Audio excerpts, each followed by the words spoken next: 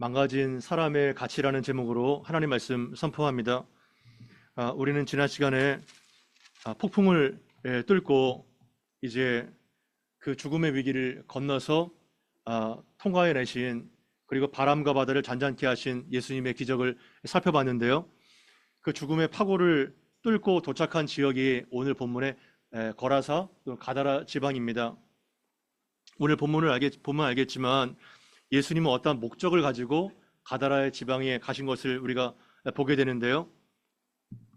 9장 1절에 보게 되면 예수께서 배에 오르사 건너가 본 동네에 이르시니, 이렇게 말씀하고 있죠. 그러니까 가다라 지방에는 도착해서 얼마 동안 시간을 보내지 않고 다시 오셨다는 거예요. 여러분, 이것이 좀 이해가 되세요? 제자들의 입장에서는 지금 죽음의 위기 속에서 우리가 죽게 되었나이다 이렇게 비명을 지르고 바람과 바다를 잔잔케 하시는 그런 상황에서 거기서 누구를 치료하기 위하여 예수님께서 가신 거죠? 정말 미친 광인 한 사람을 치료하기 위해서 거기 가셨고, 몇 시간도 안 되게 체류하셔서 다시 원래 가버나움으로 돌아가셨다는 거예요. 그러니까 제자들 입장에서는 이거 굉장히 이해가 안 되는 겁니다. 우리가 지금 죽을 고비를 넘겨서 이러한 죽음의 파도를 건너서 거기까지 갔는데 고작 하신 것이 미친 사람 한 사람을 구원하기 위해서 가신 거야? 이러한 이해가 안 되는 상황이 벌어진 거죠. 그러나 예수님의 마음은 항상 이러한 식으로 사역하셨다는 것을 잊지 마시기를 바랍니다. 요한복음 4장에도 보게 되면 사마리아 한 사람을 구원하기 위해서 일부러 고의적으로 사마리아를 지나가시는데요. 요한복음 4장 4절에 어떻게 표현하고 있냐면 예수께서 사마리아를 통과하셔야 하겠는지라 이렇게 말씀하십니다. 성경은 한자 한자가 그냥 쓰여지지 않고 어떠한 목적과 의도를 가지고 기록되었죠. 사마리아를 그냥 지나가시더라가 아니라 사마리아를 통과하셔야 하겠는지라, 어떻게 뉘앙스가 전달되시나요? 영어 성경에 보게 되면 더 정확한 표현을 알 수가 있는데요. He must go through Samaria 이렇게 표현하고 있습니다. 그는 반드시 사마리아를 통과하셔야만 하겠는지라 이렇게 표현하고 있는 거죠. 보통 유대인들은 사마리아 사람들을 개로 여겼기 때문에 갈릴리로 갈 때 요단 동편을 건너서 길게 2주 동안 걸러가요. 그들을 상종하지 않기 때문이죠. 그러나 예수님은 그 사마리아 한 여인을 구원하기 위하여 고의적으로 그 사마리아를 가셨던 것들을 보게 되는 것입니다. 이 거라사에 사는 광인도 마찬가지고요. 우리 어떠한 사건이 발생했는지를 28절, 29절 같이 한번 읽어보겠습니다. 시작. 또 예수께서 건너편 가다라 지방에 가심에 귀신 들린 자 둘이 무덤 사이에 나와 그들은 몫이 사나워 그 길로 지나갈 수 없을 지경이었더라. 이에 그들이 소리를 질러 하나님의 아들이여 우리가 당신과 무슨 상관이 있나이까? 때가 이르기 전에 우리를 괴롭게 하려고 여기에 오셨나이까? 아멘.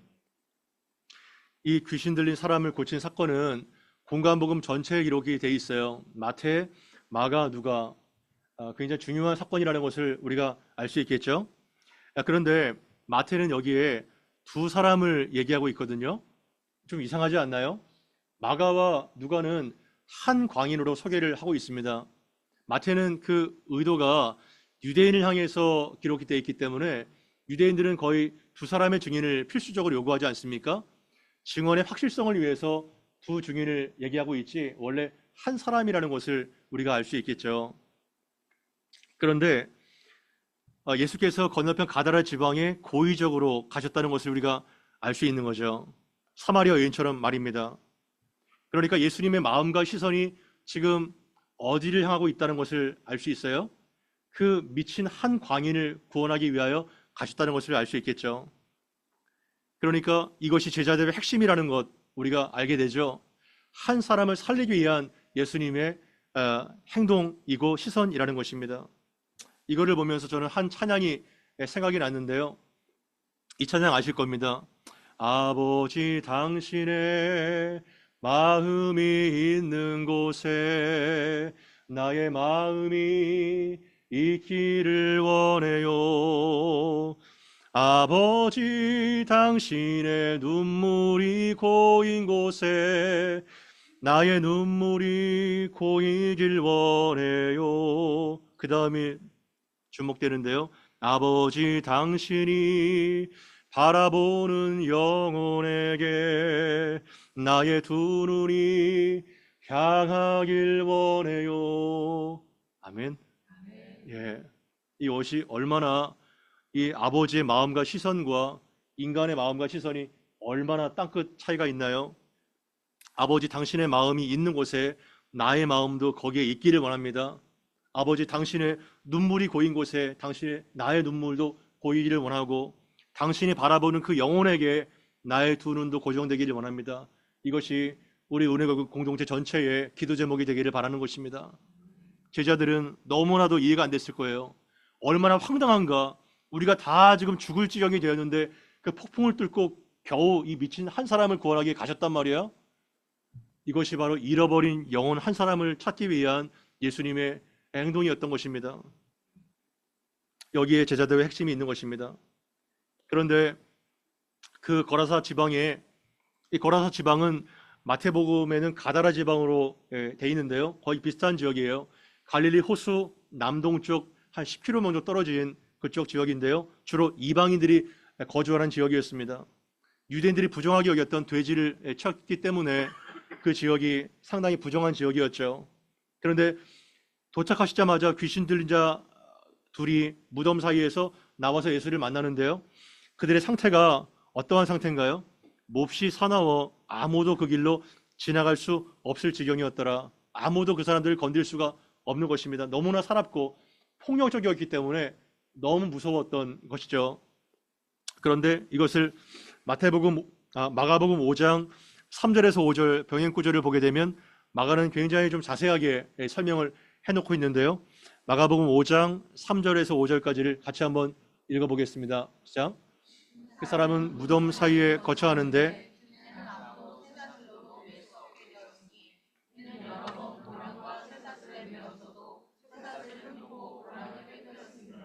그리하여 아무도 그를 제어할 힘이 없는지라.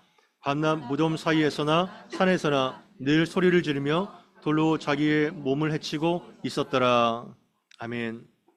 그리고 누가복음 8장 27절에도 이 병행 구절을 보게 되면 같이 한번 읽어봅시다. 시작. 육체에 내리심에 그 도시 사람으로서 귀신 들린 자 하나가 예수를 만나니 그 사람은 오래 입지 아니하며 집에 거하지도 아니하고 무덤 사이에 거하는지라. 아멘. 이거를 한번 쭉 한번 비교해 보세요. 그 사람의 상태가 지금 어떻습니까? 무덤 사이에 거처하고 아무도 그를 쇠사슬로 낼 수 없을 정도로, 왜냐하면 여러 번 고랑을 끊고 쇠사슬을 풀고 괴력을 발휘하죠. 그리고 아무도 그를 제어할 힘이 없다고 말하고 있죠. 그리고 밤낮 무덤 사이에서나 산에서나 늘 괴성을 지르고 비명을 지르고 돌로, 뾰족한 돌로 자기를 학대하는 이 자악의 모습을 보게 되는 것입니다.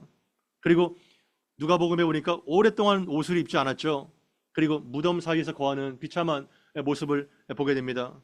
여러분, 이러한 인간의 상태가 여러분 어떻게 받아들여지시나요? 보신 적 있으세요? 이러한 비참한 상태를? 거의 보신 적이 없을 거예요. 이런 사람들은 거의 격리돼 있죠. 정말 하나님의 형상이 죄로 인해서 완전히 파괴가 된 그러한 광인입니다. 영적으로는 어떤가요? 군대 귀신에 완전히 사로잡혀서 살아있지만 걸어다니는 시체와 같아요. 좀비처럼 그냥 돌아다닙니다. 죽지 못해 사는 겁니다. 이 사람에게 어떠한 비전과 어떠한 소망 발견할 수가 없죠. 정신적으로는 어떤가요? 제정신이 아니죠.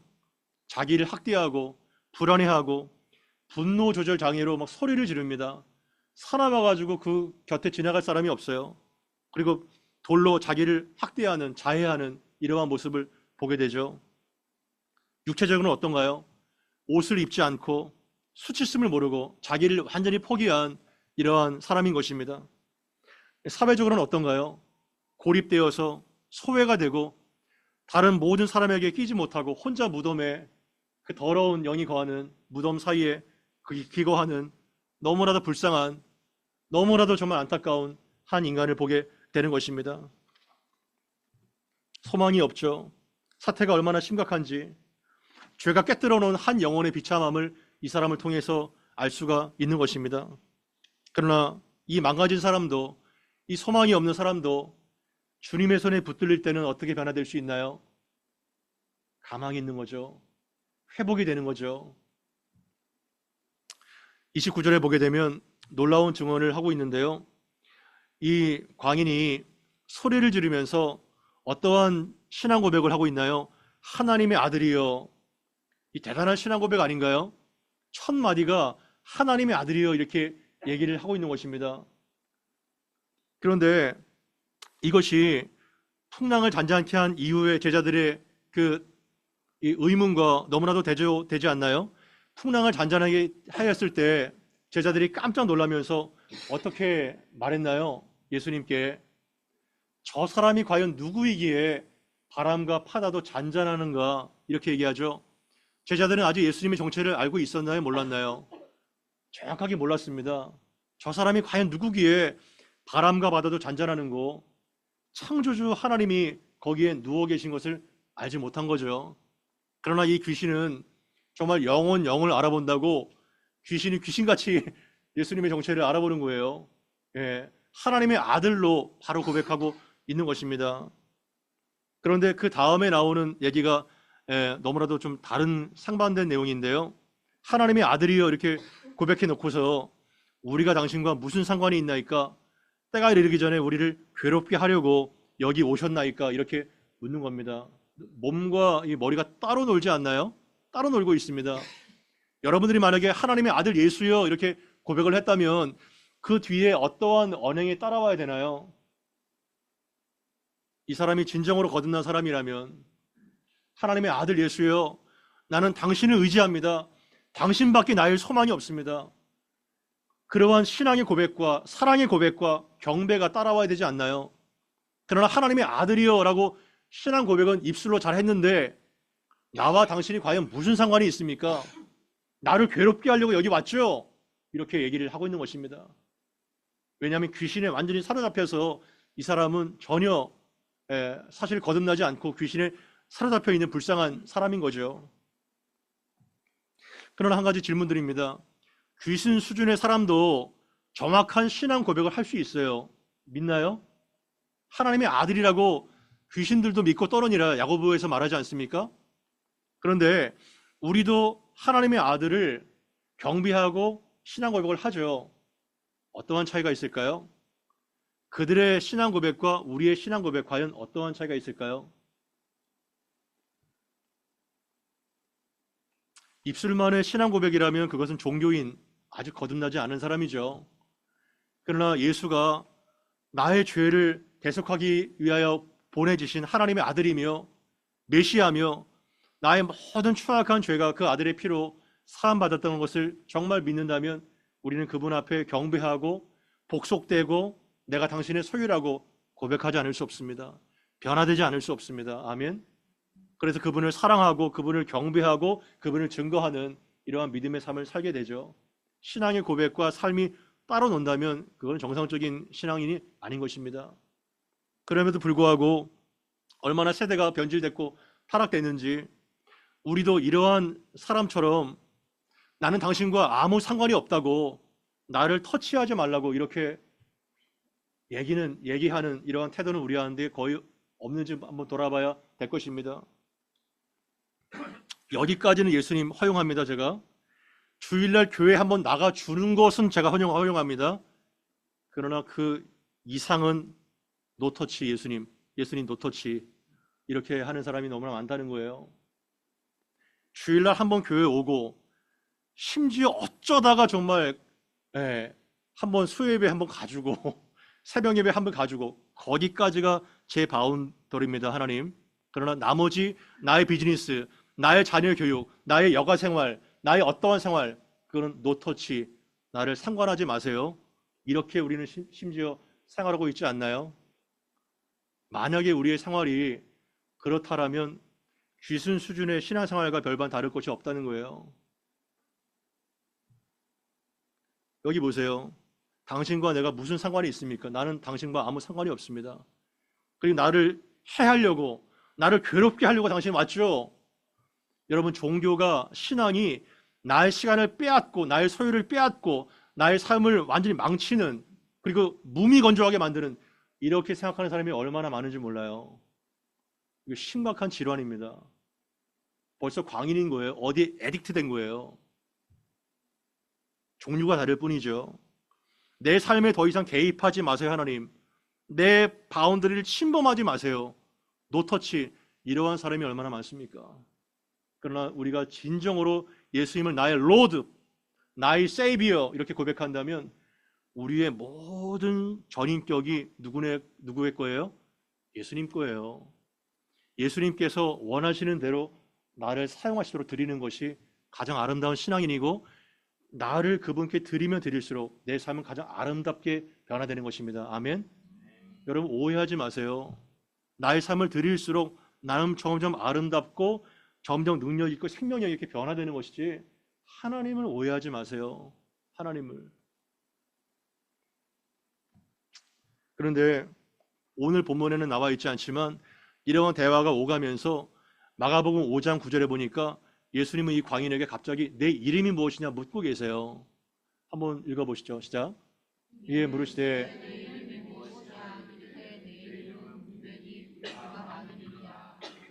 아멘. 갑자기 대화가 오가다가 예수님이 뚱딴지처럼 너의 이름이 무엇이냐 이렇게 묻고 계세요. 너무 이상하지 않나요? 왜 갑자기 이렇게 이름을 물으실까요? 바로 뭐 어떤 액션을 취하면 좋으신데 왜 이름을 물으시죠?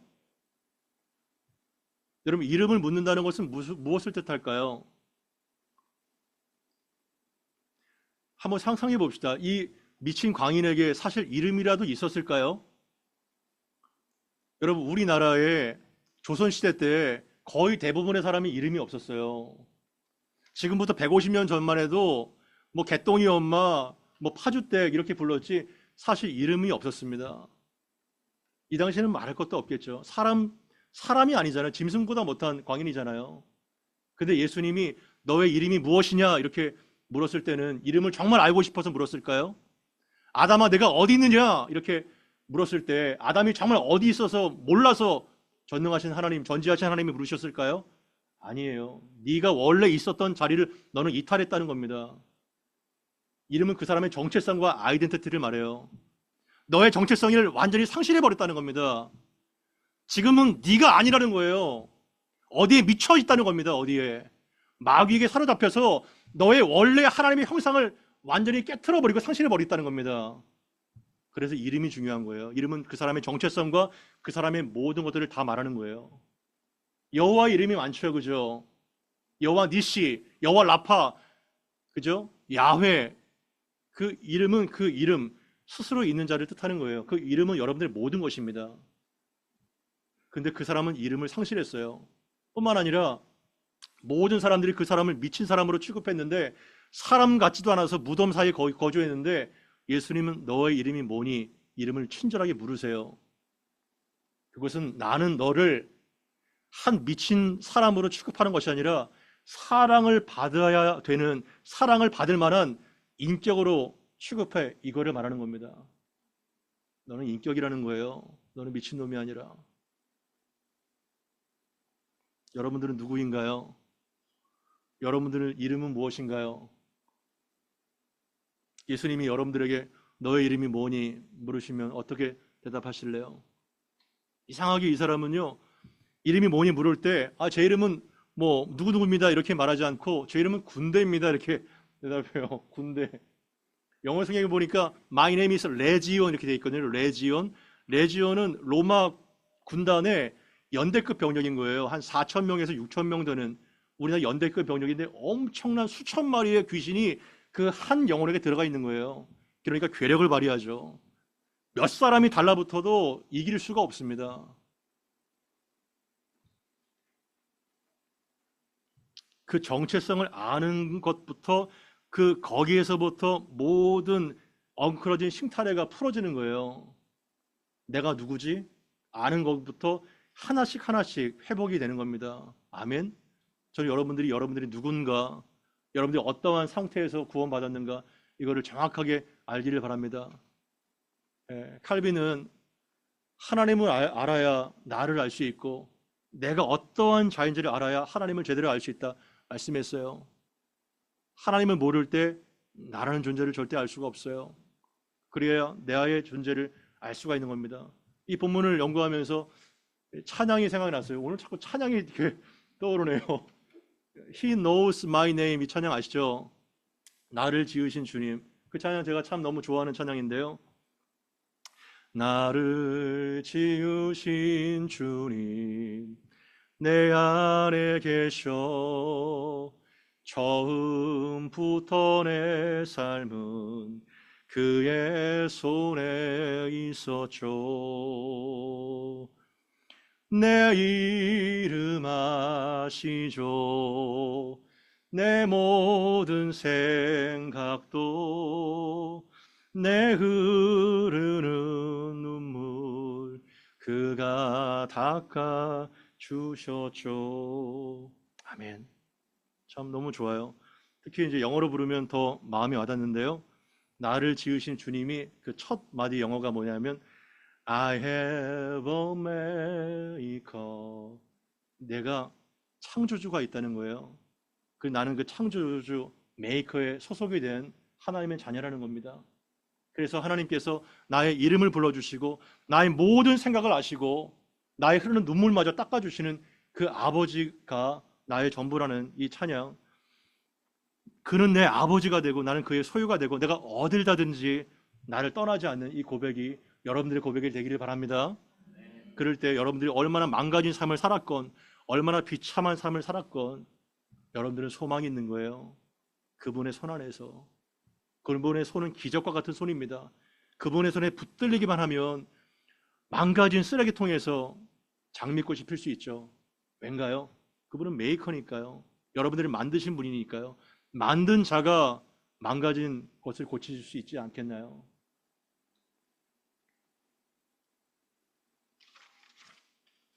그런 상황에서 이제 30절, 31절을 보게 되면 이렇게 대화를 하는 중에 마침 멀리에 많은 돼지떼가 먹이를 먹고 있는데요. 31절에 보니까 귀신들이 예수님께 간구를 합니다. 만일 우리를 쫓아내시려면 돼지떼에 들여보내달라고 이렇게 간구를 하죠. 다른 복음서에 보니까 돼지떼가 마태는 많이 있다고 됐지만 몇 마리 정도 있었을까요? 약 2,000마리 정도가 어마어마하죠, 그죠? 돼지가 막 꿀꿀꿀꿀 그냥 엄청난 돼지떼가 있었던 거죠. 근데 귀신들이 자신의 정체성이 탄로나니까 새로운 출구가 필요했는데요. 돼지떼를 생각하게 된 거예요. 여러분, 더러운 것은 어디에 거하기를 원하나요? 더러운 곳에 거하기를 원하는 거예요. 부정한 귀신이 부정한 돼지에 거기를 원했던 거죠. 그래서 돼지떼에게 보내달라고 하니까 예수님 어떻게 말씀하시나요? 32절 같이 한번 읽어보겠습니다. 시작. 그들에게 가라 하시니 온 때가 비탈로 내리다라 바다에 들어가서 물에서 몰사하거늘. 기가 막힌 장면이 펼쳐집니다. 가라 이렇게 명령을 하니까 정말 수천 마리의 그 연대급 귀신들이 그냥 거기서 완전히 그냥 빠져나와가지고 어디 들어가요? 돼지떼로에게 들어갑니다. 그러니까 돼지가 어땠을까요? 미친 돼지가 된 거예요. 미친 돼지가. 돼지가 막 미쳐가지고 새로운 영이 들어가니까 꽥꽥꽥 소리가 되는 겁니다. 여러분 시골에서 돼지 먹다는 소리 돼지 잡을 때 들어보셨어요? 들을 수가 없어요. 돼지 먹다는 소리가. 수천 마리가 그냥 돼지 먹다는 소리를 듣고 비탈로 내리달아서 갈릴리 바다에 다 떨어져서 이제 몰사하게 되는 거죠. 마치 의자왕의 그 삼천 궁녀가 그냥 낙화하면서 떨어져가지고 죽는 것처럼 꽃돼지도 아니고 막 떨어져서 이제 익사를 하게 되는 겁니다. 예. 무엇을 뜻하는 걸까요? 왜 엄청난 돼지떼들이 미쳐가지고 그렇게 다 몰사할 수밖에 없는 그러한 대가를 지불했던 걸까요? 예수님은 뭐하고 뭐를 바꿔치기 하신 걸까요? 이 미친 한 사람의 영혼을 살리기 위하여 이 돼지 수천 마리의 값을 지불하신 거예요. 바꿔치기를 하신 거예요. 물론 예수님의 잘못은 아니죠. 이 귀신들이 이제 그러한 것들을 요청을 하게 된 거죠. 여러분 삼겹살 좋아하시나요? 저도 삼겹살 좋아하는데요. 예, 돼지가 한 100kg 정도 나간다고 합시다. 돼지 한 마리의 시세가 얼마 정도 될까요? 돼지 한 마리 시세. 제가 찾아보니까 한 5, 60만 원 되더라고요. 상당히 싸죠, 그죠? 예, 저는 한 100만 원 이상 될 줄 알았는데 우리가 너무 비싸게 먹었던 거예요, 그동안요. 한 50만 원, 최소한 50만 원으로 잡아도 2천 마리면 한 얼마의 가치일까요? 10억이 넘는 가치예요. 근데 그것은 갚을 수 없는, 환산할 수 없는 것을 말하는 겁니다. 누가요? 완전히 망가진 사람이, 사람 같지도 않고 짐승 같이 산 사람이 바로 값으로 합산할 수 없는 가치라는 겁니다. 믿으세요? 예. 어떠한 대가를 치러서라도 영혼을 구원하고자 하는 예수님의 마음이 여기에 나와 있는 거죠. 근데 여러분, 우리는 이러한 종류의 얘기를 들을 때 여러분 상당히 좋은 교육을 받아왔잖아요. 상당히 좋은 환경에서 컸잖아요. 그래서 아, 저 사람하고 나도 좀 달라 이렇게 다들 생각해요. 그게 아닙니다.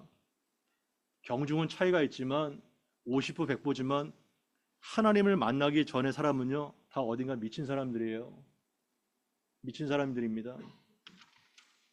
그래서 스펄천 목사님은 어떻게 말씀하시냐면 진리로 자유케 되는 사람이 진정한 자유인이고 그 밖에 모든 사람은 다 죄의 노예다 이렇게 얘기를 했던 것입니다. 인정하시나요? 죄에 미쳐 있는 거예요.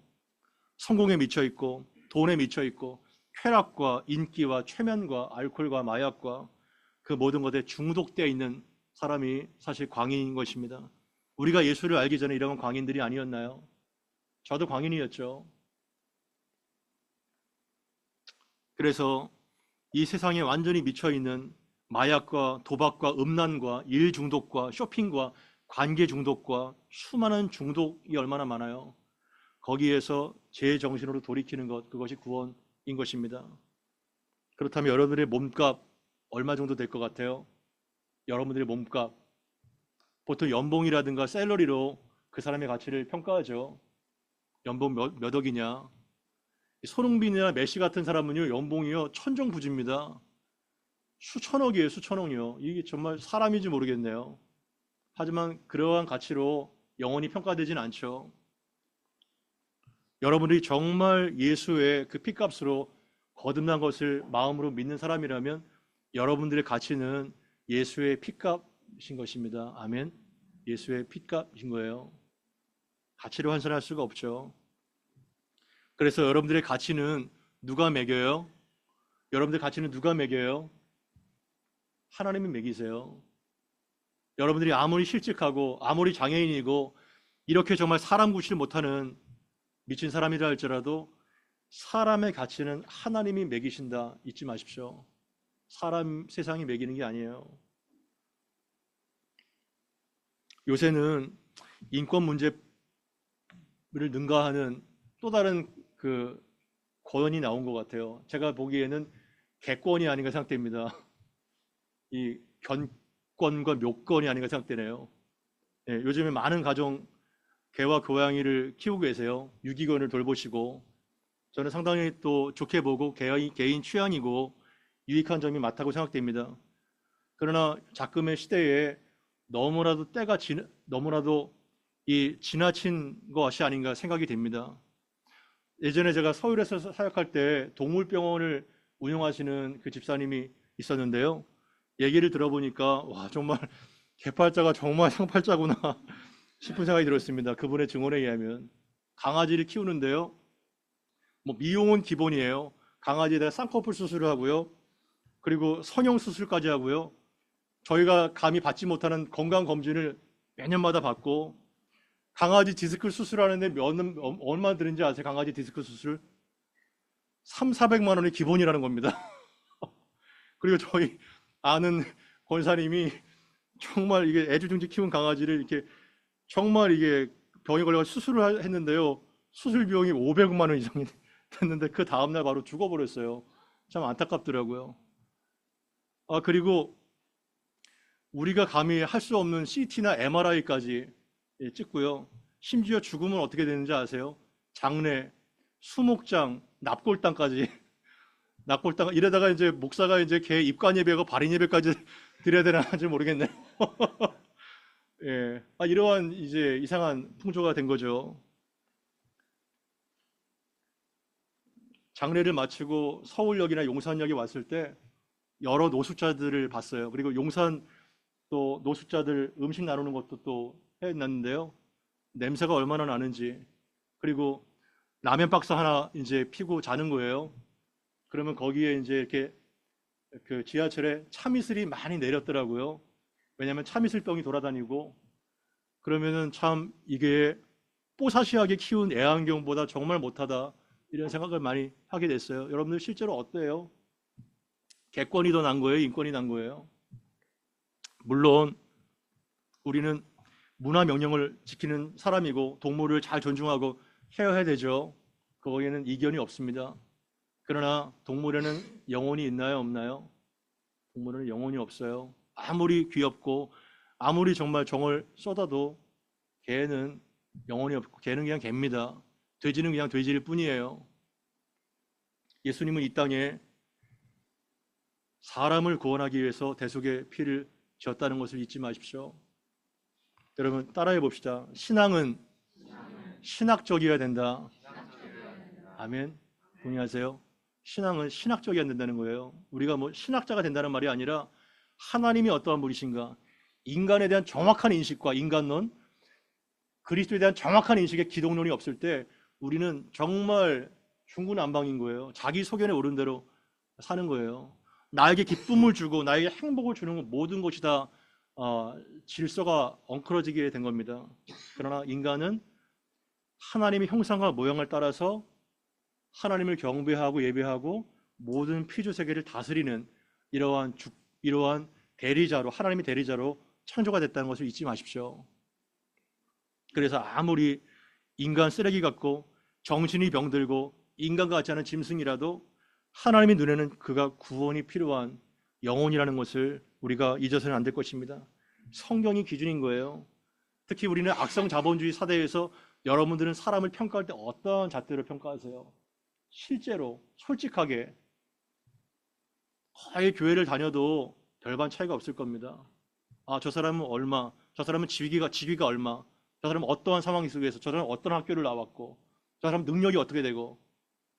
여러분 이렇게 돼서 교회가 이 사회에서 힘을 발휘하지 못하는 거예요. 복음의 능력이 없는 겁니다. 그러나 인간을 자본의 가치로, 효용의 가치로 절대로 보지 마세요. 구원이 필요한 영혼으로 보십시오. 아멘. 영혼이에요, 영혼.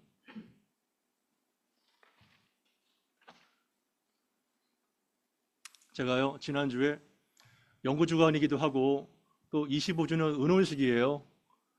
그래서 예, 그래서 제주도에 이제 가족들이랑 다녀왔는데요. 비행기 값이 너무 비싸더라고요. 그래서 숙소라도 좀 아껴 보려고 이렇게 갔는데, 아는 지인 목사님이 소개를 해주신 데가 마약 중독자들 재활 센터였던 거예요. 알지도 못하고 그냥 거기를 갔네요. 그래서 예, 마약 중독자 재활센터 가가지고 거기에서 굉장히 의미 있는 시간을 보내고 왔습니다. 같이 예배드리고 같이 찬양하고 기도해주고. 근데요 너무 정말 감사했던 거예요. 너무 참 구원이 감사하고 살아있는 게 감사하고 정상인 게 감사하고. 걔들 보잖아요. 아들 같은 아들이에요. 그리고 그냥 조카예요. 우리나라가 마약 청정국이 이미 아니라는 거 벌써 아시죠? 마약 청정국 아니에요. 정말 쇼킹하고 정말 기도를 많이 해야 됩니다. 얼마나 심각한 상황인지. 특히 10대 청소년들, 대학생들 클럽 뭐 말할 것도 없고 SNS, 특히 텔레그램을 통해서 급속하게 이 암처럼 퍼져나가고 있는 것입니다. 거기에서 제일 어린 애가요 17살, 국제학교 다니다가 온 애예요. 17살, 정말 꽃다운 나이잖아요. 그리고 조폭, 목부터 발가락까지 전신 문신이에요. 전신 문신. 근데 거기서 이제 재활하면서 기타 치고 찬양하고 있더라고요. 그리고 피아노 치는 형제는 작곡가예요, 작곡가. 뭐 이렇게 뽕을 받아오면 더 작곡이 잘 되는지 아무튼 작곡을 하더라고요. 피아노를 치고 찬양을 하고 있어요. 그리고 또 미국 시민권자 또 애들이 있고요. 그걸 통해서 와, 참 얼마나 우리의 구원이 실제적이고 정말 필요한지 이 땅을 위해서 그리고 한국 땅을 위해서 기도해야 되겠다는 생각이 듭니다. 근데 더 놀라운 것은요, 그 재활 공동체를 섬기는 그 센터장님하고 사모님의 그 스토리가 영화보다 더 영화 같았어요. 그 센터장님이 이미 본인이 경험자예요. 예. 키가요 193m입니다. 몸무게가 100kg가 넘어요. 그런데 체중이 워낙 크고 등치가 있다 보니까 어렸을 때부터 테니스 선수를 했는데요. 그때 당시만 해도 운동권 사람들이 폭력이 많잖아요. 선배들이 막 후배를 때리잖아요. 너무 이제 거기에 분해가지고 선배를 완전히 그냥 완전히 떡이 되게 만들어가지고 소년원을 출입하게 됐고 나와서 그런 어둠의 세계에 갇히게 된 겁니다. 그래서 17세 때 그 센터장님이 처음 막을 하게 된 거예요. 그래서 수도 없는 수감, 폭력, 섹스, 그리고 무차별한 도박 이런 것들에 완전히 어둠의 세계를 살다가 중국으로 도망쳐서 상해로 와가지고 배운 게 도둑질이잖아요. 또 그렇게 또 어둠의 생활을 하다가 극적으로 여기에서 한족 사모님을 만났어요. 상해에서. 그러다가 베이징에 갔는데요. 금단 현상이 나타나죠. 금단 현상이. 그래서 그 10몇 층 되는 고층 아파트의 그 통유리를 망치로 다 깨버리고 금단 현상이 진짜 무섭더라고요. 그래도 이 한족 사모님이 정말 하나님의 마음이에요. 이런 사람이 정말 있었을까? 그 미친 광인을 품고요. 제주도로 와가지고 거기에서 하나님을 극적으로 만났고 지금 18년째 잔약을 하면서 본인이 중독자였기 때문에 이제 재활센터로 섬기게 된 거예요. 본인이 그렇게 얘기해요. 저는 군대 귀신 들렸던 사람이라고. 군대 귀신 들렸던 사람이 이제는 치유자로 사역자로 변화된 겁니다. 할렐루야. 이거를 정말 제가 느끼게 됐어요. 아, 오늘 본문이 마침 이건데 어떻게 정확하게 그런 사람을 만나다니. 근데요, 한 가지 꽂히는 게 있었어요. 뭐냐면 목사님, 제가 18년 동안 단약이지만 제가 다시 그러한 환경에 노출되면 제가 마약을 할 것 같아요? 안 할 것 같아요? 안 할 것 같지 않나요, 여러분? 18년 동안 단약했으면요? 근데 한다는 거예요. 다시 한다는 거예요. 그만큼 이게 애딕트 된 게 중독이 진짜 무섭고요. 정신과 이게 뇌가 썩어 들어가는 조울증 그리고 조현병 이런 것들이 다 거기서 나오게 되는 거죠. 그래서 목사님, 마약 중독은요 치료가 안 돼요. 단 하나의 치료가 있다면 더 큰 중독으로 덮어버리는 수밖에 없습니다. 이렇게 얘기를 합니다. 더 큰 중독이 뭘까요? 예수 중독인 거예요. 아멘. 예수 중독으로 덮어야 이 정말 끈질긴 사탄의 정말 마귀의 약이 이 마약을 덮을 수 있다는 거예요. 큰 은혜를 받게 됐습니다. 그래서 우리가 자라나는 미래 청소년들을 위해서 기도해야 되고 그리고 정말 이 사역 가운데 은혜가 있도록 우리는 정말 도와야 될 거라고 생각됩니다. 그러한 상황에서 이제 33절, 34절 예수님의 그 치유 기적과 너무나도 대조적으로 마을 사람들이 어떻게 반응을 했는지를 한번 살펴보면 좋을 것 같은데요. 33절, 34절 같이 한번 읽어보겠습니다. 시작.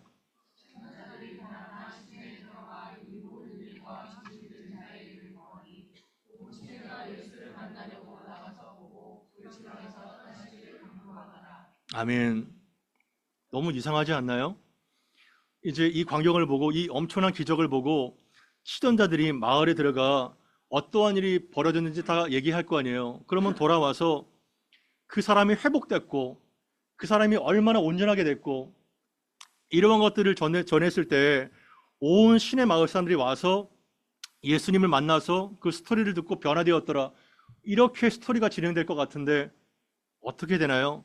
그 지방에서 예수님이 떠나시기를 간구하더라. 이렇게 나가 있는 겁니다. 어떠세요? 이것이 이상하나요? 정상적인가요? 이것이 사실 우리들의 모습인 거예요. 우리들이 마을 주민들인 거예요. 아무리 기적을 목격하고 엄청난 광경을 봐도 나에게 손해가 있고 재산산에 송실이 있다면 예수 원하지 않습니다. 예수 원하지 않아요. 예수를 추방합니다. 예수님은 무엇을 추방하셨어요? 귀신을 추방했어요. 그러나 마을 사람들은 누구를 추방하죠? 예수를 추방합니다. 너무나도 이상하지 않아요? 예수님은 귀신을 추방했는데 마을 사람들은 왕이신 그 왕을 예수를 추방해 버리는 거예요. 우리 중에는 어떠한 사람도 이러한 안타까운 비극이 없어야 될 것입니다. 그래서 교회를 어지간히 다니는 사람도 사실은 별 수 없어요. 이러한 효용의 가치로 사람을 평가하는 게 너무 찌들어 있기 때문에. 그러나 우리는 그리스도의 진정한 제자라면 그 마음을 품어야 된다는 거 잊지 마십시오. 사람의 회복과 영혼의 가치가 가장 우선 순위가 된다는 겁니다. 그런데 마태는 여기에 그 후속을 설명해 주진 않았지만 마가복음 5장 18절부터 20절까지를 보게 되면 이 사람이 후에 어떻게 됐는지를 더 설명해 주고 있는데요. 같이 한번 읽어보겠습니다. 시작. 예수께서 배에 오르실 때에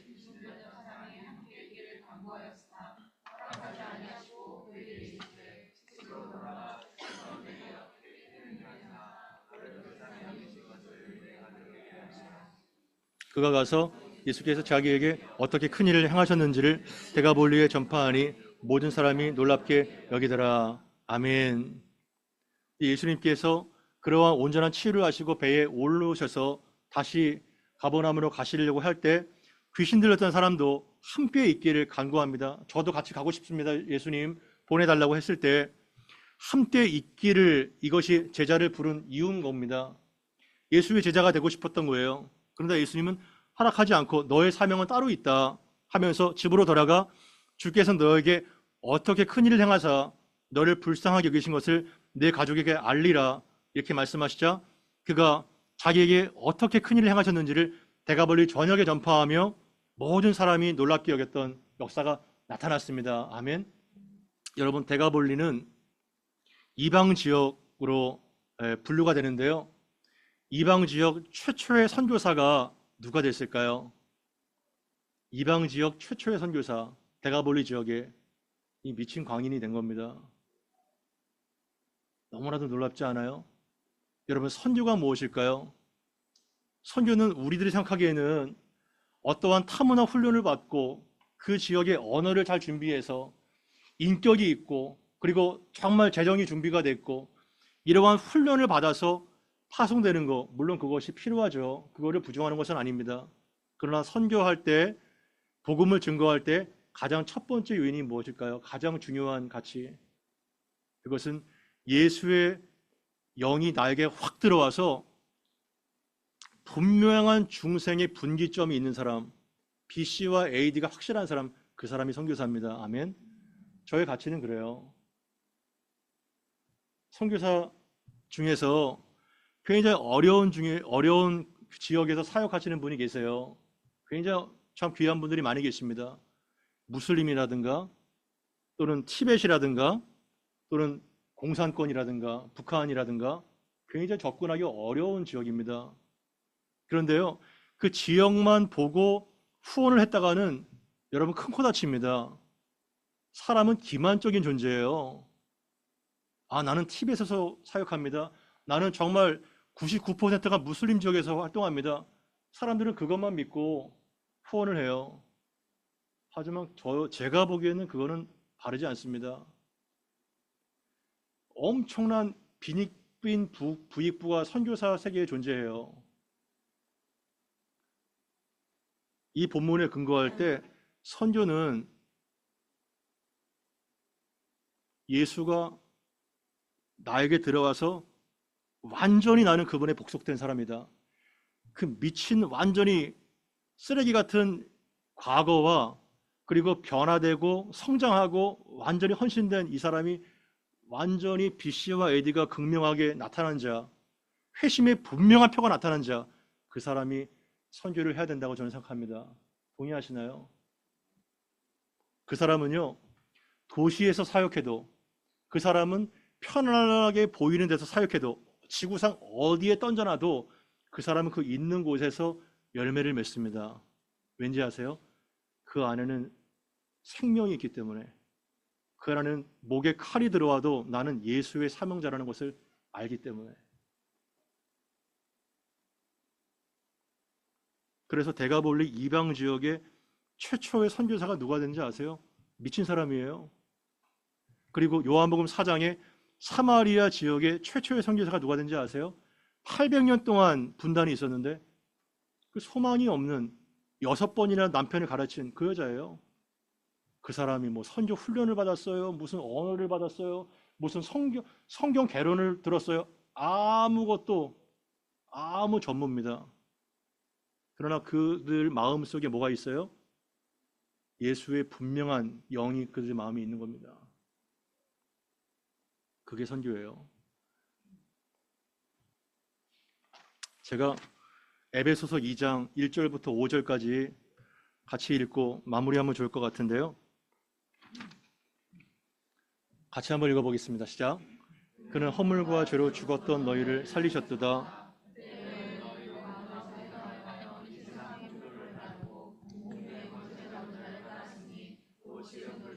아들 가운데서 역사하는 영이라. 전에는 우리도 다 그 가운데서 우리 육체의 욕심을 따라 지내며 육체와 마음에 원하는 것을 하여 다른 일과 같이 본질상 진노의 자녀였더니 공율이 풍성하신 하나님이 우리를 사랑하신 그 큰 사랑을 인하여 허물로 죽은 우리를 그리스도와 함께 살리셨고 너희는 은혜로 구원을 받은 것이라. 아멘. 바로 이 말씀을 가지고 마약 재활센터에서 설교를 했어요. 이 말씀 가지고 인간은 누구냐? 허물과 죄로 죽은 존재다. 죽을 것이다가 아니라 100% 완전히 죽은 존재다. 영이 완전히 죽은 존재다. 이게 바로 인간이에요. 그때에 우리의 상태가 꼬라지가 어땠는가요? 그 가운데서 행하여 죄 가운데서 행했다는 거예요. 이 세상의 가치관과 풍조를 따랐다는 겁니다. 공중의 권세 잡은 자 마귀를 따랐다는 거예요. 따르다는 말이 계속 나오죠. 세상의 가치관, 풍조, 마귀를 따랐다는 거예요. 그래서 불순종의 아들들 가운데 역사하는 영, 죄와 노예의 영입니다. 노예의 영. 자유로운 것 같지만 묶인 자예요. 매인 자입니다. 그래서 우리가 다 그 가운데서 육체의 욕심을 따라서 쾌락을 위해서, 성공을 위해서, 돈을 위해서, 명예를 위해서 마음껏 원하는 것을 하면서 지냈습니다. 그 사람을 누구라고 평가하죠? 본질상 진노의 자녀. 정확하게 하나님을 만나기 전에 우리의 모습인 것입니다. 하나님의 심판을 피할 수 없는 본질상 진노, 하나님의 진노가 완전히 위에 떨어지기만 하면 죽을 수밖에 없는 마귀와 지옥의 자식, 바로 하나님 만나기 전에 우리의 상태입니다. 4절 앞에는 역접이 들어있어요. 그러나 공율이 풍성하신 하나님이 우리를 사랑하신 그 어마어마한 사랑 때문에 허물로 완전히 죽은 우리를 그리스도와 함께 살리셨고 너희는 은혜로 구원을 받은 것이라. 아멘. 은혜로 구원을 받은 거예요. 어떠한 공로와 자격이 있나요? 없습니다, 여러분.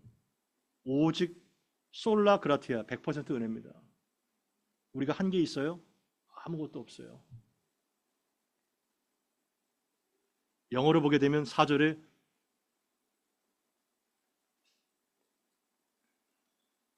Because His great love for us, 우리를 사랑하신 그 great love, 엄청난 사랑 때문에 우리가 오직 허물로 죽은 우리가 구원을 받게 된 거예요. 이거 잊지 마십시오. 저는 저희 교회 이름이 너무 좋아요.